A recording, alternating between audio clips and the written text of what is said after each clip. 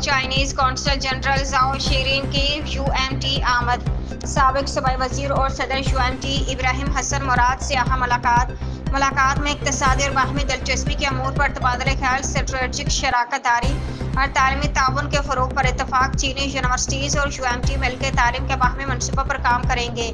قونصل جنرل نے UMT کے طلباء کے لیے چائنیز اسکالرشپ پروگرام کا اعلان کیا۔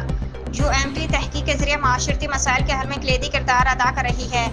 IT، سائنسی تحقیق اور اعلیٰ تعلیم کے مختلف شعبوں کا فروغ وقت کی اہم ضرورت ہے۔